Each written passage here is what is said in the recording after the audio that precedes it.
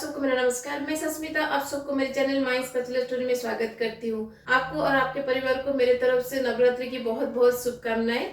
नवरात्रि की इस पावन अवसर पर मैं आपके साथ शेयर करूंगी हमारे उड़ीसा का एक बहुत ही फेमस पिठा जो कि नवरात्रि के टाइम में बनाया जाता है और माता रानी को प्रसाद लगाया जाता है। इस पिठा को हम काकेरा पिठा कहते हैं और उसके साथ मैं आपके साथ शेयर करूंगी मंडा पिठा की रेसिपी। ये दोनों पिठा बहुत ही टेस्टी लगता है। अगर आपको आज की उड़ीसा का फेमस काकेरा पिठा और मंडा पिठा की रेसिपी अच्छी लगेगी तो अपने फ्रेंड्स एंड फैमिली के साथ जरूर शेयर कीजिएगा। अगर मेरे चैनल में नए हैं तो प्लीज सब्सक्राइब जरूर कीजिएगा।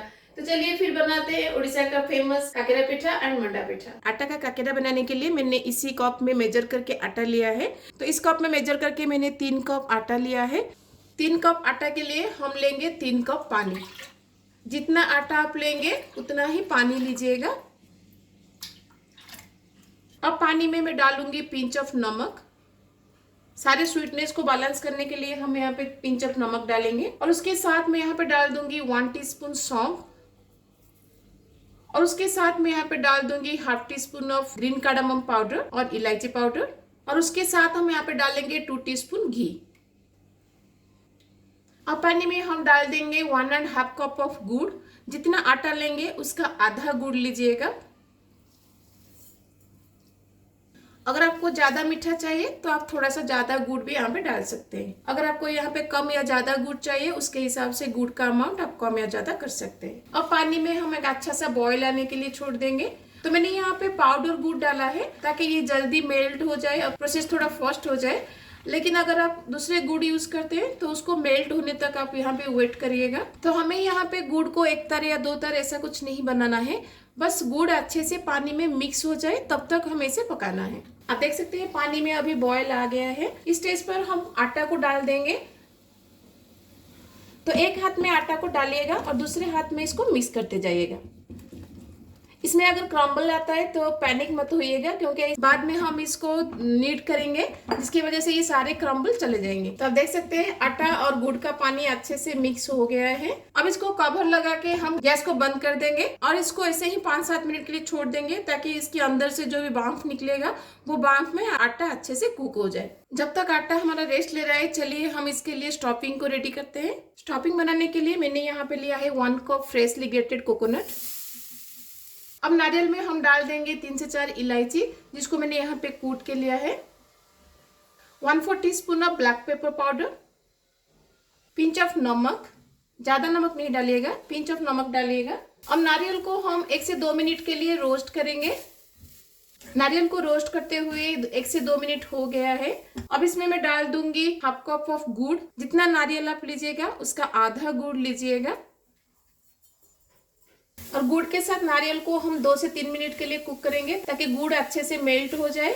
लेकिन ज्यादा टाइम के लिए यहाँ पे कुक मत करिएगा नहीं तो गुड़ हार्ड हो जाएगा जिसकी वजह से आपका स्टफिंग भी हार्ड हो जाएगा और वो काकेरा के अंदर अच्छे से स्प्रेड नहीं हो पाएगा। इसीलिए इसको 2 से 3 मिनट के लिए लो टू मीडियम फ्लेम पर ही कुक करिएगा जब तक गुड़ अच्छे से मेल्ट नहीं हो जाता। आप देख सकते हैं गुड़ अच्छे से मेल्ट हो गया है। तो इतना स्टेज तक मैं इसको कुक करूंगी। अब इस स्टेज पर हम गैस को बंद कर देंगे। तो हमारा अंदर का स्टफिंग रेडी है। अब इसको हम ठंडा होने के लिए छोड़ देंगे। आटा को रेस्ट देते हुए 5 से 7 मिनट हो गया है। अब इसको हम एक प्लेट में निकाल देंगे। जिस प्लेट में हम आटा को निकालेंगे वो प्लेट को आप घी से थोड़ा सा ग्रीस कर लीजिएगा। आप चाहे तो तेल से भी यहाँ पे ग्रीस कर सकते हैं लेकिन घी से ग्रीस करने से घी का फ्लेवर जो है वो आटा में आता है तो काकेरा बहुत ही टेस्टी लगता है। अब आटा को हम प्लेट में निकाल देंगे।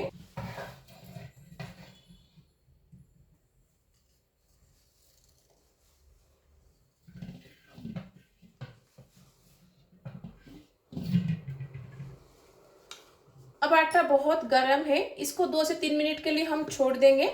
इसको हम कम्प्लीटली ठंडा नहीं करेंगे, बस थोड़ा सा ठंडा हम इसको करेंगे जैसे हम इसको हाथ से पकड़ सके। आटा को रेस्ट देते हुए 4 से 5 मिनट हो गया है। अब ये थोड़ा सा ठंडा हो गया है।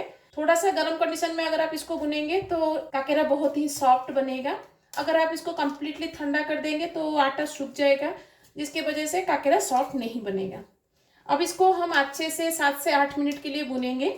आटा को जैसे ही आप भूनते जाएंगे उसमें जो क्रम्बलनेस था वो आहिस्ता आहिस्ता सॉफ्ट होते जाएगा और एंड में आप देखिएगा इसमें बिल्कुल भी आटा का कोई भी क्रम्बलनेस नहीं रहेगा। इसलिए इसको थोड़ा सा गर्म कंडीशन में ही नीड किया जाता है। आप देख सकते हैं पहले आटा में कितना क्रम्बलनेस था, अभी कितना कम होता जा रहा है। अगर आप थोड़ा ज़्यादा अमाउंट का बना रहे हैं, जैसे मैं नैस बनाया है, तो आप थोड़ा थोड़ा आटा लेकर उसको बुनिएगा ताकि वो अच्छे से नीड हो सके। अगर आप इसको आटे टाइम बुनेंगे तो अच्छे से नीड नहीं हो पाएगा, इसलिए थोड़ा थोड़ा पोर्शन इसे लीजिएगा और उसको नीड करिएगा। और बीच बीच में थोड़ा सा घी हाथ में लगाकर इसको नीड करिएगा ताकि आटा हमारा ड्राई ना हो। आप इसका टेक्सचर अभी देख सकते हैं, जब हमने इसको कढ़ाई से निकाला था इसका टेक्सचर कैसा था, और इसको थोड़ा टाइम भूनने के बाद इसका टेक्सचर कैसे चेंज हो गया, आप देख सकते हैं। तो जितना अच्छे से आप इसको नीड करेंगे उतना ही अच्छा काकरा आपका बनेगा। अगर आप इसको अच्छे से नीड नहीं करेंगे तो काकरा को फ्राई करते टाइम काकरा फट जाएगा। तो मैंने 8 से 10 मिनट के लिए नीड कर लिया है, और अंदर का स्टफिंग जो हमने बनाया था ये भी अभी कम्प्लीटली ठंडा हो गया है। तो चलिए अब हम काकरा बनाते हैं। जिस प्लेट में आप काकरा बना के रखेंगे वो प्लेट को भी थोड़ा सा घी में ग्रीस कर लीजिएगा ताकि काकरा को फ्राई करने से पहले वो प्लेट में ना चिपके। तो छोटा सा पोर्शन आटा का लीजिएगा, जितना साइज का हम रोटी बनाते हैं ना उतना साइज का लीजिएगा, और इसको अच्छे से हाथ में ऐसे प्रेस करते हुए इसको गोल गोल करिएगा। गोल करने के बाद देखिएगा ये कम्प्लीटली क्रैक फ्री होना चाहिए। ऐसे ही जैसे आप देख सकते हैं इसमें एक भी क्रैक नहीं है, ऐसे ही क्रैक फ्री होना चाहिए, तभी जाके इसको जब हम तलेंगे तो ये फटेगा नहीं। अगर इस स्टेज पर आपको क्रैक दिख रहा है तो आटा को और 2-3 मिनट के लिए नीड कर लीजिएगा। तो अब इसको हम थोड़ा सा हाथ में ऐसे शेप देंगे, जैसे हम मोदक वगैरह के लिए बनाते हैं ना, वैसे ही इसको एक शेप दीजिएगा। देखिए जैसे मैं शेप दे रही हूँ ना, देखिए ऐसे ही कटोरी शेप में इसको बना लीजिएगा। अब इसके अंदर हम स्टफिंग देंगे, तो थोड़ा सा स्पून में हम स्टफिंग लेंगे और इसके अंदर इसे रखेंगे, और चारों तरफ से इसको इसे बंद कर लीजिएगा। तो पहले इसको हम एक गोल शेप देंगे। अगर आप इसको गोल बनाते हैं तो इसको मंडा पिठा कहा जाता है, अगर आप इसको फ्लैट कर देंगे तो ये काकरा पिठा बन जाएगा। तो दोनों करके मैं आपको आज दिखाऊंगी। तो पहले इसे गोल बना लीजिएगा, फिर उसके बाद हथेली में इसको रख के इसे प्रेस करिएगा, आहिस्ता आहिस्ता प्रेस करिएगा ताकि ये एक फ्लैट शेप ले ले और अंदर का जो स्टफिंग है वो अच्छे से चारों तरफ स्प्रेड हो जाए। चारों तरफ इवनली इसको प्रेस करिएगा ताकि एक तरफ मोटा और एक तरफ पतला ना हो। ऐसे ही काकरा बनाया जाता है। एक मंडा पिठा बना के मैं आपको दिखाती हूँ। उतना ही सेम पोर्शन आटा लीजिएगा जितना हम काकरा के लिए लिया था, और उसको ऐसे हाथ में गोल करिएगा, और गोल करते टाइम दोनों हथेली के बीच में आटा को थोड़ा प्रेस करते हुए करिएगा ताकि इसमें क्रैक ना आए। तो देखिए ये कम्प्लीटली अभी क्रैक फ्री है। अब इसको भी हम सेम कटोरी शेप में करेंगे, जैसे हम पहला वाला काकरा के लिए बनाया था ना, वैसे ही सेम कटोरी शेप में इसको बनाएंगे। तो देखिए मैंने इसको एक कटोरी शेप दे दिया है। अब इसके अंदर हम स्टफिंग भरेंगे। हथेली को थोड़ा सा गीला कर लीजिएगा, ज्यादा नहीं, बस थोड़ा सा गीला कर लीजिएगा ताकि चारों तरफ से जब इसको हम फोल्ड करेंगे ना आटा में क्रैक ना आए। और स्टफिंग देने के बाद इसको हल्के हाथ से गोल गोल करिएगा, नहीं तो स्टफिंग बाहर आ सकता है। तो देखिए मैंने इसको कम्प्लीटली गोल बना लिया है। जब इसको हम ऐसे गोल करके बनाते हैं ना, इसको हम मंडा पिठा कहते हैं, और जब इसको हम ऐसे फ्लैट करके बनाते हैं इसको हम काकरा पिठा कहते हैं। तो सारे आटा को हम ऐसे 2 स्टेप में बना लूंगी। और एक इम्पोर्टेंट चीज मैं आपको यहाँ पे बताना चाहूंगी, जब आप काकरा फिर मंडा बना रहे होंगे ना, उस टाइम में बाकी का आटा को ना एक गीला कपड़ा से ढक लीजिएगा ताकि ये आटा ड्राई ना हो, नहीं तो आप किसी भी कवर से इसको कवर करके रख सकते हैं। और इसके अंदर से थोड़ा थोड़ा करके निकालिएगा और बनाते जाइएगा। जब आप इसको ऐसे कटोरी शेप देंगे ना, उसका चारों तरफ को पतला करिएगा और बीच में मोटा रखिएगा ताकि स्टफिंग बाहर ना आए। तो देखिए मैंने सारे पिठा को बना लिया है।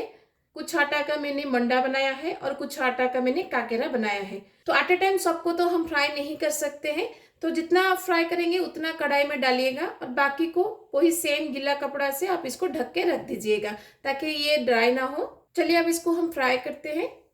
तो फ्राई करने के लिए मैंने यहाँ पे घी को बैठा दिया है। आप चाहे तो तेल से भी इसको फ्राई कर सकते हैं, लेकिन दशहरा का इस ओकेजन में हम हर चीज़ घी से ही बनाते हैं, इसलिए मैंने यहाँ पे घी यूज़ किया है। घी को हम ज़्यादा गर्म नहीं करेंगे, घी का टेम्परेचर हम मॉडरेट रखेंगे। एक छोटा सा टुकड़ा आटा मैं इसके अंदर डालूंगी। अगर ये ऐसे स्लोली स्लोली बबल छोड़ेगा तो इसका मतलब है घी का टेम्परेचर परफेक्ट है।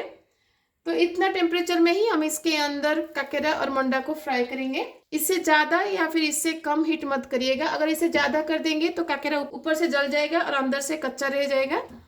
एट अ टाइम कढ़ाई को क्राउड मत करिएगा, नहीं तो काकेरा अच्छे से फ्राई नहीं हो पाएगा। जो भी कढ़ाई में आप इसको फ्राई करेंगे उस कढ़ाई में जितना काकेरा कंफर्टेबली आएगा उतना ही डालिएगा। इसलिए मैंने यहाँ पे 3 काकेरा डाला है। और काकेरा डालते ही इमीडिएटली इसको मत पलटिएगा, इसको 3-4 मिनट के लिए छोड़ दीजिएगा मीडियम फ्लेम पर, ताकि वो नीचे से अच्छे से फ्राई हो जाए। फिर उसके बाद इसको पलटिएगा। अगर आप इसको इमीडिएटली पलटेंगे तो वो टूट सकता है, इसलिए इसको 2 से 3 मिनट के लिए छोड़ दीजिएगा। एक साइड से फ्राई करते हुए 3 से 4 मिनट हो गया है। अब हम काकेरा को पलटेंगे।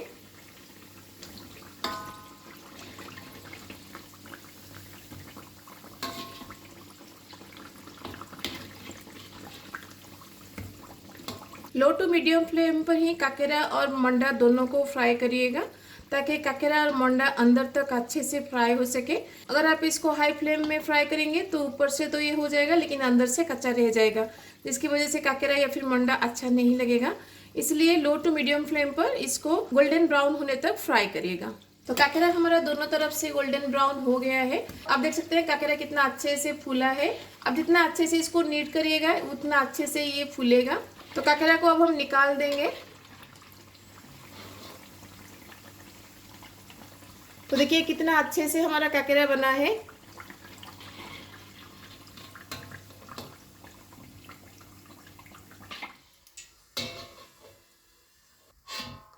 तो देखिए कितना अच्छे से हमारा काकेरा बना है। इससे ही सारे काकेरा और मंडा को हम फ्राई कर लेंगे। तो मंडा को अब हम फ्राई कर लेंगे। मंडा को भी इमीडिएटली पलटिएगा मत, उसको भी 2-3 मिनट के लिए छोड़ दीजिएगा, ताकि वो एक साइड से अच्छे से फ्राई हो जाए। फिर उसके बाद उसको पलटिएगा। मंडा को चारों तरफ से पलटते हुए इसको फ्राई करिएगा, नहीं तो ये एक तरफ से फ्राई हो जाएगा और दूसरी तरफ से कच्चा रह जाएगा। आप देख सकते हैं मंडा भी हमारा चारों तरफ से गोल्डन ब्राउन हो गया है। तो लो टू मीडियम फ्लेम पर ऐसे ही गोल्डन ब्राउन होने तक इसको फ्राई करिएगा और चारों तरफ से इसको पलटते हुए फ्राई करिएगा। अब हम मंडा को भी निकाल देंगे।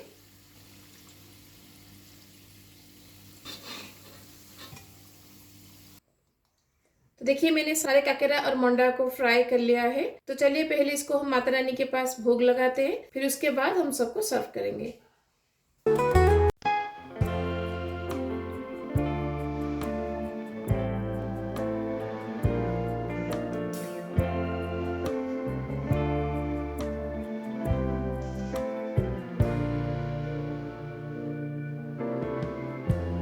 Lighten up, take me on your magic river.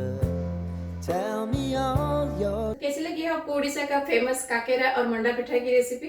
ये बहुत ही टेस्टी लगता है। इस नवरात्रि की पावन अवसर में इसको घर में जरूर बनाइएगा और माता रानी को प्रसाद जरूर लगाइएगा। आपने देखा इसे बनाना कितना आसान है और बहुत जल्दी भी ये बन जाता है। तो इस नवरात्रि में इसको जरूर ट्राई कीजिएगा, देखिएगा घर में सबको बहुत पसंद आएगा। अगर अच्छी लगेगी तो अपने फ्रेंड्स एंड फैमिली के साथ जरूर शेयर कीजिएगा। अगर मेरे चैनल में नए हैं तो प्लीज सब्सक्राइब जरूर कीजिएगा। फिर से आपको और आपके परिवार को नवरात्रि की बहुत बहुत शुभकामनाएं। तो मिलते हैं और रेसिपी के साथ। Till then bye bye, see you, have a good day.